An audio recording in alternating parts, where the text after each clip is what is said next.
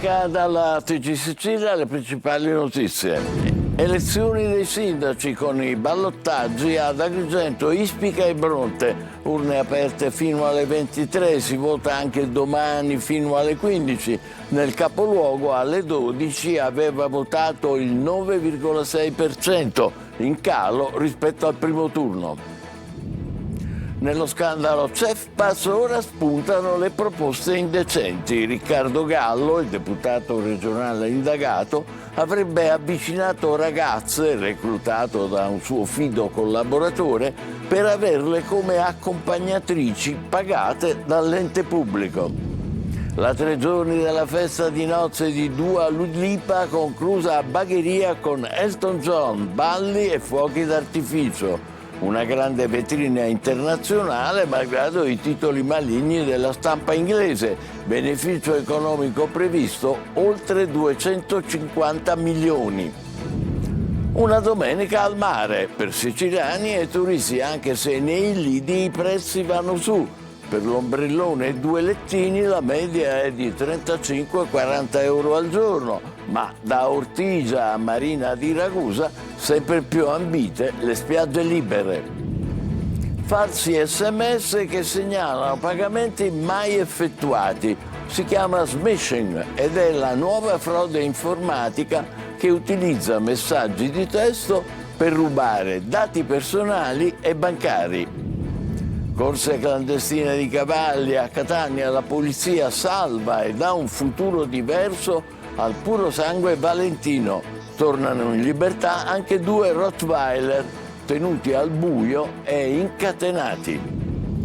Cosa mi dici mai? Topo Grigio festeggia i 100 anni. A Messina, compleanno centenario per Peppino Mazzullo, la voce del pupazzo televisivo più amato dai bambini. Calcio, atteso nelle prossime ore l'annuncio ufficiale di Fabio Caserta al Catania. Il tecnico calabrese firmerà un contratto biennale. Domani riunione del Consiglio di amministrazione.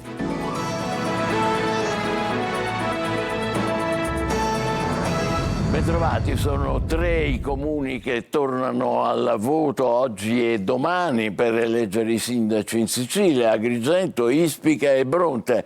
Nel capoluogo alle 12 percentuale in calo rispetto al primo turno, 9,6%. Servizio di Maglio Viola. Urne aperte anche in Sicilia per scegliere i sindaci nei comuni che non li hanno eletti al primo turno. Nell'isola sono 3 i ballottaggi in corso, occhi puntati soprattutto sull'unico capoluogo di provincia, Agrigento, dove la sfida è fra il candidato del campo largo proposto da controcorrente, Michele Sodano, che ha sfiorato l'elezione al primo turno ma non è riuscito a raggiungere il 40% dei consensi necessari, e il candidato di centrodestra, Dino Alonge.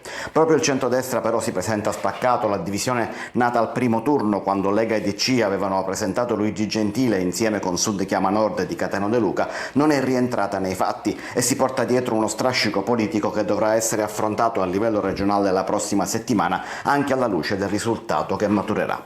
Si vota anche a Bronte nel catanese, dove se la vedono Giuseppe Castiglione, candidato di Forza Italia appoggiato anche da liste civiche, e Giuseppe Gullotta, candidato civico di centrosinistra portato da controcorrente anche in questo caso. Al ballottaggio anche Ispica nel Ragusano, dove il confronto sarà fra un candidato civico e ancora un candidato sostenuto da controcorrente. Si tratta di Lucio Muraglie contro Serafino Arena. I seggi per il voto sono aperti domenica 7 giugno fino alle 23, lunedì 8 giugno dalle 7 alle 15. Lo scrutinio si svolgerà subito dopo la conclusione delle operazioni di voto e nel tardo pomeriggio di lunedì o massimo di sera si dovrebbero conoscere i nomi dei 3 nuovi sindaci e si potranno conteggiare anche i premi di maggioranza eventuali e dunque comporre i consigli comunali. Inchiesta CEFPAS, il deputato regionale indagato, Riccardo Gallo, avrebbe avvicinato delle ragazze reclutate da un suo fido collaboratore che sarebbero diventate le sue accompagnatrici, pagate con contratti di consulenza attraverso l'ente pubblico di Caltanissetta. Luca Ciliberti. E adesso spuntano pure i casting per assumere collaboratrici e accompagnatrici del deputato regionale Gallo Afflitto, ovviamente pagate con i soldi del CEFPAS. La mangiughia senza fine del centro di Caltanissetta, finito nell'inchiesta della Procura, nelle carte pubblicate dal quotidiano La Repubblica, svela nuovi raccapriccianti retroscena sull'utilizzo disinvolto di consulenze e incariche gestite dalla CRIC. Sembra che il deputato regionale di Forza Italia, attraverso un suo fidato collaboratore fotografo, avvicinasse giovani con la scusa di allargare la squadra politica, ma in realtà l'intento era molto diverso e le intercettazioni tra i due, con toni anche abbastanza espliciti, confermerebbero altri intenti. Un'altra inchiesta scuote i palazzi della pubblica amministrazione a Palermo, quella che riguarda l'istituto zooprofilattico. Secondo le indagini, un comitato di natura privatistica avrebbe intercettato fondi europei e regionali per utilizzarli indebitamente per retribuire consulenti vicini ad ambienti politici. Dello stesso giorno del caso del CEFPAS c'è anche la situazione dell'istituto zooprofilattico di Remasa, e nell'ultima finanziaria si è cercato di mettere ancora 250.000 euro sempre per le assunzioni clientelari, quando sappiamo che là dentro è stata assunta anche la cognata di Caruso, ex coordinatore di Forza Italia, ora assessore alla sanità. Un quadro sconfortante, una corruzione sempre più dilagante. La conferma arriva anche dall'ultima fotografia scattata da Libera, che ha tracciato lo stato delle inchieste in Italia nei primi 6 mesi del 2026. In questo quadro allarmante, la Sicilia conquista il triste primato nazionale del malaffare. A Bagheria, fuochi d'artificio, balli e super ospiti, a cominciare da Elton John, e polemiche. La festa a Villa Val Guarnera chiude la 3 giorni per le celebrazioni della popstar Dua Lipa, sposa di Callum Turner, una grande vetrina internazionale nonostante i titoli maligni dei tabloid inglesi. Beneficio economico calcolato 268 milioni. Marco Gullà.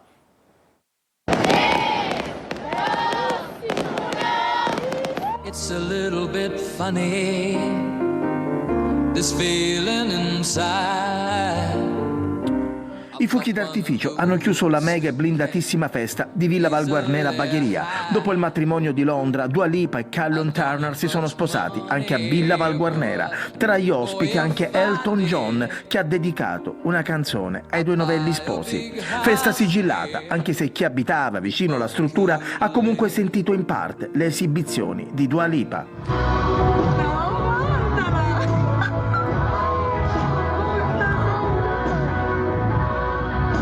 Le polemiche però per alcuni titoli di tabloid inglesi restano. Ieri la presa di posizione della politica e delle istituzioni, da Schifani alla Galla. Ancora una volta assistiamo al ricorso a uno stereotipo tanto abusato quanto ingiusto, che riduce una terra complessa, moderna e dinamica a una narrazione semplicistica e offensiva, ha detto il sindaco di Palermo. Un matrimonio che però dall'altra parte avrà un ritorno decisamente importante in termini di visibilità e valorizzazione del brand Palermo. Per il capoluogo si tratta di un salto di qualità dell'ingresso ufficiale del ranking delle destinazioni wedding riconosciute a livello mondiale per fascino, qualità, lusso autentico, cultura e patrimonio.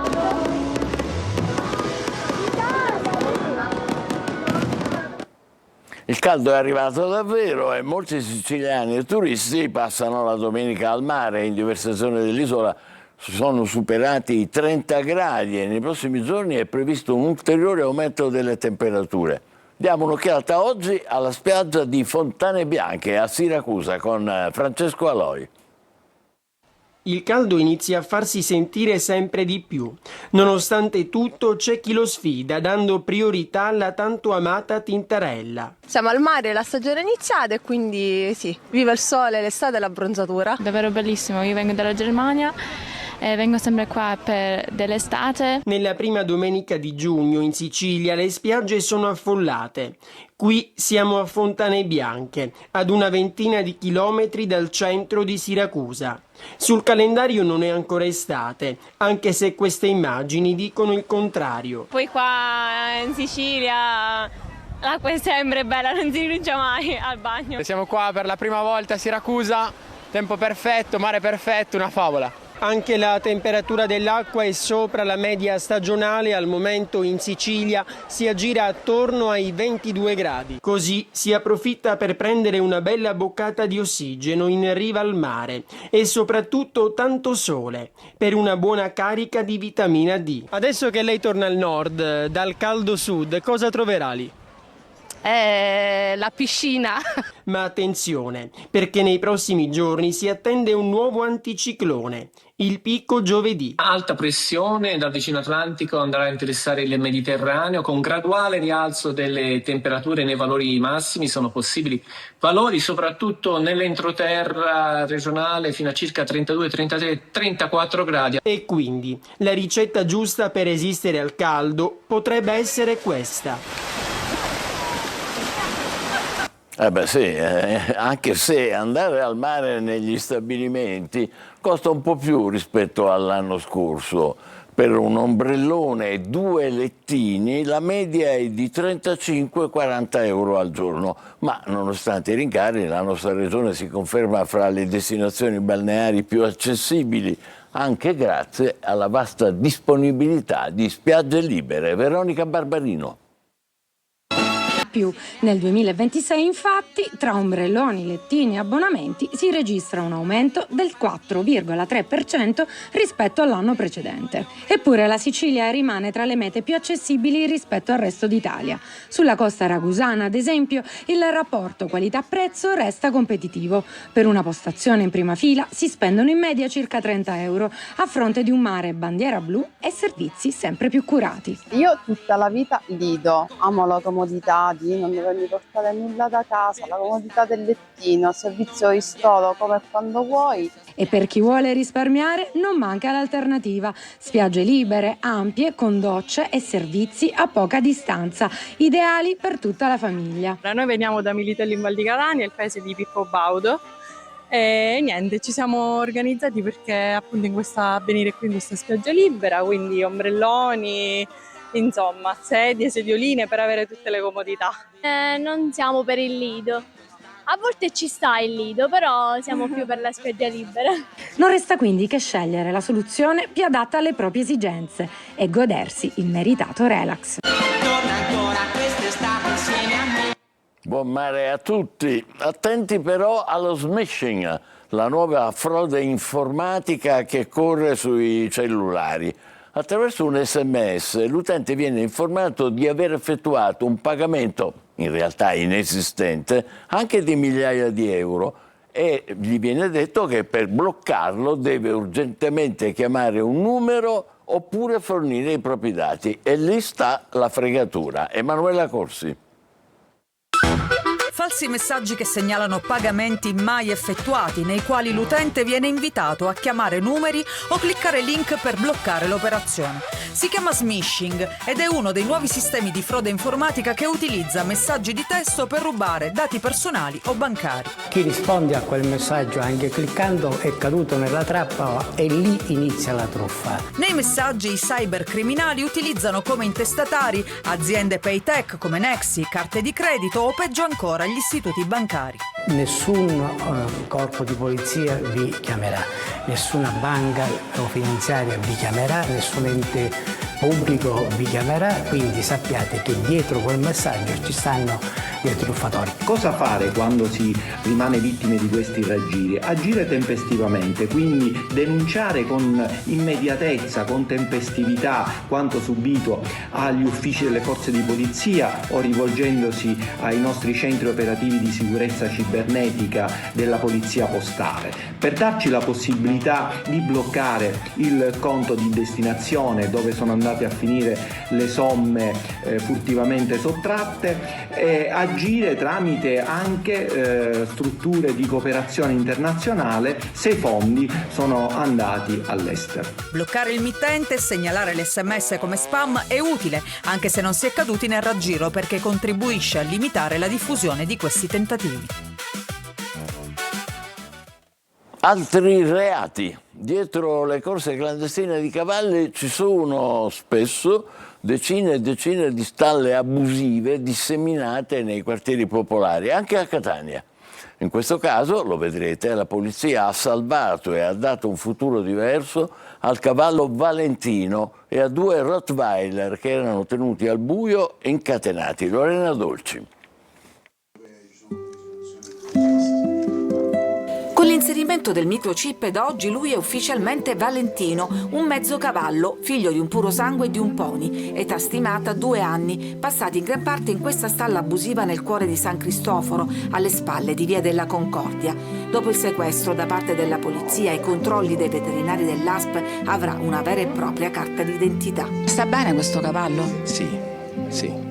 A dispetto delle condizioni generali di detenzione, perché non può stare così.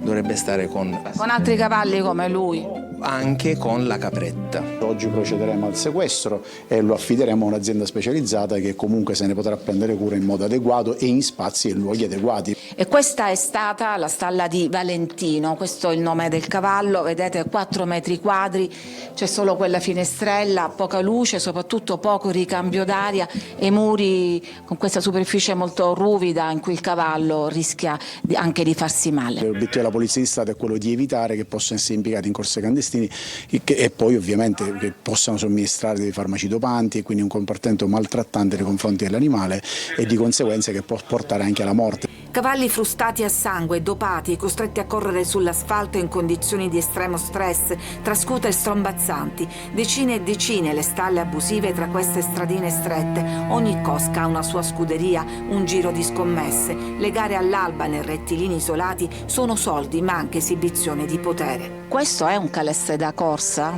clandestina? No, questo è da allenamento. I proprietari, 2 ragazzi molto giovani, rischiano sanzioni fino a 5.000 euro per varie violazioni, come rischiano anche i proprietari dei 2 cani, 2 Rottweiler che spuntano da un locale vicino, un maschio e una femmina ancora cuccioli, tenuti al buio, alla catena, affamati in mezzo ai loro escrementi. Abbaiano di paura, poi si fanno condurre docilmente nel furgone che li porta via. Anche per loro l'inizio di una nuova vita.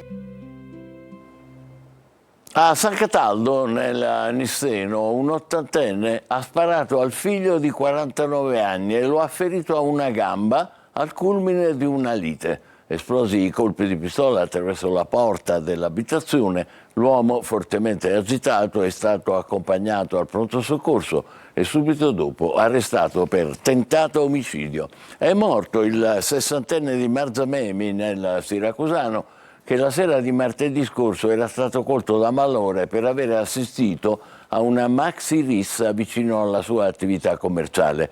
Per lo scontro la polizia ha denunciato 9 uomini, 9 giovani, tra i 19 e i 33 anni. Una lite, hanno ricostruito gli investigatori, scoppiata per la richiesta negata di un accendino e poi degenerata sotto gli occhi dei tanti clienti dei locali pubblici della zona.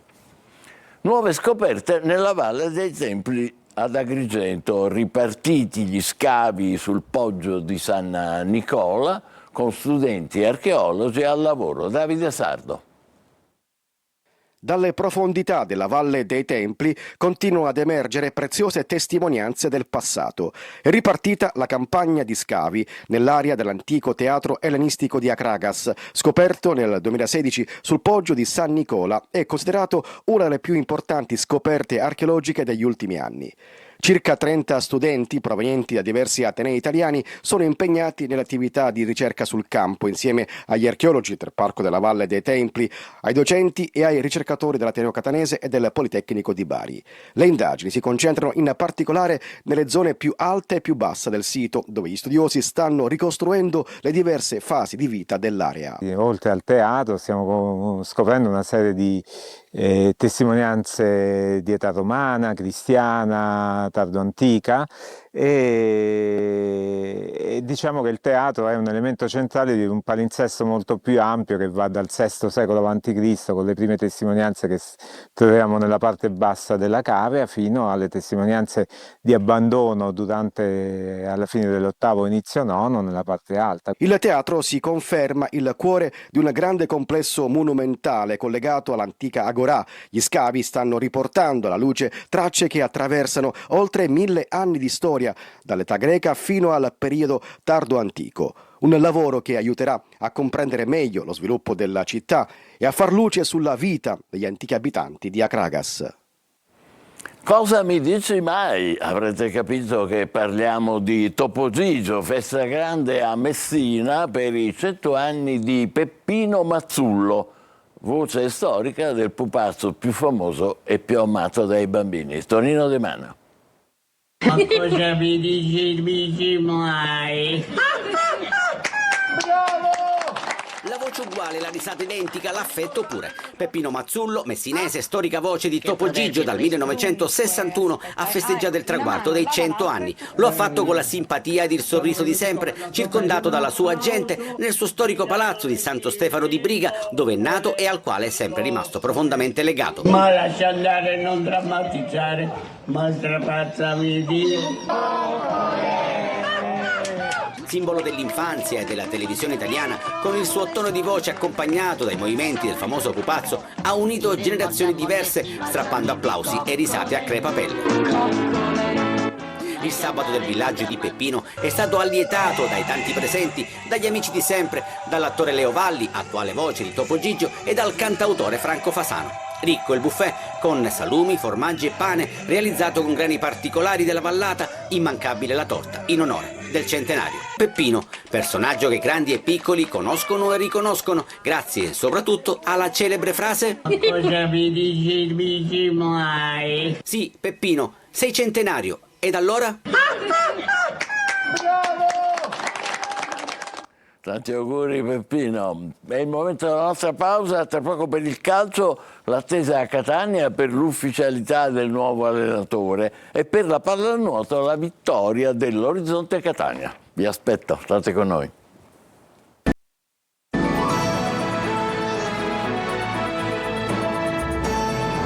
Calcio, atteso nelle prossime ore l'annuncio ufficiale di Fabio Caserta al Catania. Il tecnico calabrese firmerà un contratto biennale. Sergio Colosi.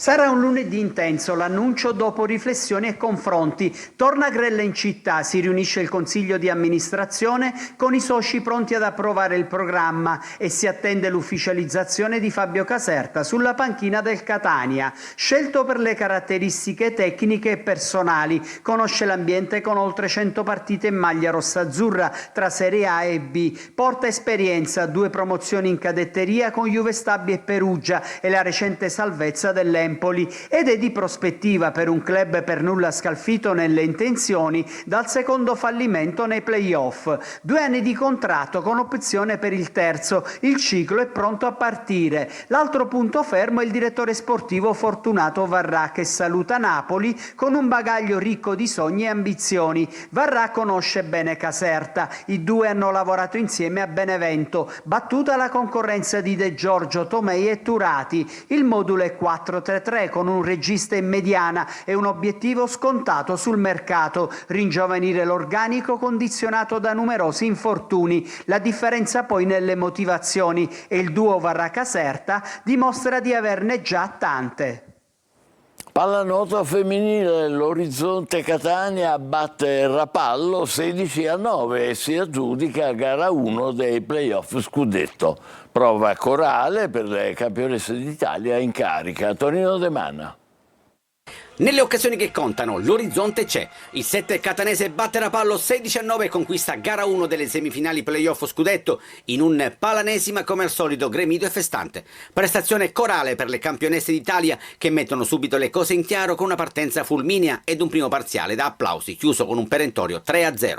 Vantaggio che incrementa anche nella seconda frazione 3-2 parziale e che diventa incolmabile nel terzo tempo con un 6-3 che rende ininfluente il finale di gara trasformato quasi in un allenamento. Giustini e compagni tengono botta infatti soltanto nell'ultima frazione 4-4 per il definitivo 16-9. Tante le rossaazzurre a segno durante la sfida con Via Cava miglior marcatrice con 3 reti, 2 gol a testa per Bettini, Tabani, Sevenic e Marletta. Nel tabellino dei marcatori entrano anche Halligan, Sbruzzi, Leone, Gagliardi e Cassarà. Archiviata gara 1 si pensa già alla seconda sfida che si giocherà lunedì 15 giugno alle 19:30 a Rapallo. Eventuale gara 3 sabato 20 giugno giugno alle 19, ancora al Palanesima, circostanza che le terribili ragazze di Martina Miceli faranno di tutto per evitare, cercando di chiudere la pratica direttamente in Liguria. Complimenti davvero, e noi ci fermiamo qui. Appuntamento per altre notizie alle 20. Grazie per averci seguito e ancora buona domenica.